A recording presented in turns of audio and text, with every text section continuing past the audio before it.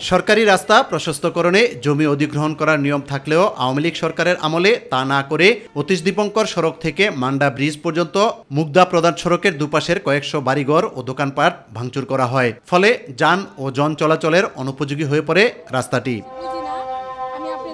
2024 সালের এপ্রিল মাস থেকে অদ্যাবধি যানবাহন চলাচল করতে না পারায় ভোগান্তি পোহাতে হচ্ছে মুগদা, মান্ডা, মদিনাবাগ, কদমতলা, বাসাবো, মানিকনগর, ধলপুর, সবুজবাগ, খিলগাঁও, মাদারটেক ও নন্দীপাড়া সহ আশেপাশের এলাকার বাসিন্দাদের। অফিস টাইমে সকালবেলা মানুষগুলো যে বের হবে এরকম একটা প্রসেস নাই এখানে। বৃষ্টির দিন যদি আসতেন তাহলে বুঝতেন যে এদের কি অবস্থা। এটা যে কবে যে হবে এটা আল্লাহ জানে। দ্রুত উন্নয়ন করার জন্য আমি বিশেষ করে অনুরোধ জানাচ্ছি।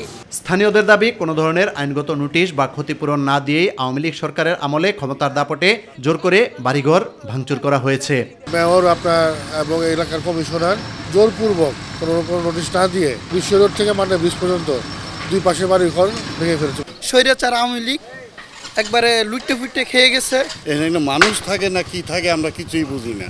রাস্তা মেরামতে যেমন চলছে ধীরগতি, তেমনি উন্নয়ন কাজে ব্যবহার করা হচ্ছে নিম্নমানের সামগ্রী। ড্রেনেজ সিস্টেমের যে অবস্থা দেখতেছেন তাতে আমাদের ধরেন এখানে যত দোকানপাট ছিল সবাই ক্ষতিগ্রস্ত। কাজের মান তো একদম নিম্নমানের কাজ হয়েছে। 12,60,92,379 টাকার কাজে ড্রেন নির্মাণ করতে গিয়ে এক পাশে প্লাস্টার করে আরেক পাশ প্লাস্টার ছাড়াই মাটি দিয়ে ঢেকে দেয়া হচ্ছে। তাছাড়া পার্শ্ব রাস্তা থেকে প্রধান সড়কে পুরনো ও ভাঙা পাইপ লাগানোর কারণে ময়লা আবর্জনায় পরিবেশ নষ্ট হচ্ছে। জমি অধিগ্রহণ ছাড়া কেন বাড়িঘর ভাঙচুর করা হলো, এমন প্রশ্নের জবাবে ঢাকা দক্ষিণ সিটি কর্পোরেশনের প্রধান সম্পত্তি কর্মকর্তা কায়জার মোহাম্মদ ফারাবি বিষয়টি নিয়ে কথা বলতে অপারগতা প্রকাশ করেন।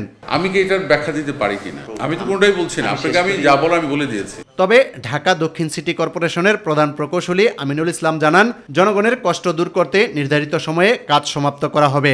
এখন যদি আপনি যেটা বললেন এটা বাস্তবতা, তাই হলে we will take a remedial action against the contractor. দীর্ঘ 7 মাস ধরে রাস্তাটি ভাঙাচুরা অবস্থায় পড়ে থাকলেও দেখার যেন কেউ নেই। স্থানীয়দের দাবি, দ্রুত রাস্তাটি মেরামত করে যান ও জন চলাচলের উপযোগী করার। ইউসুফ আলী, মাই টিভি, ঢাকা।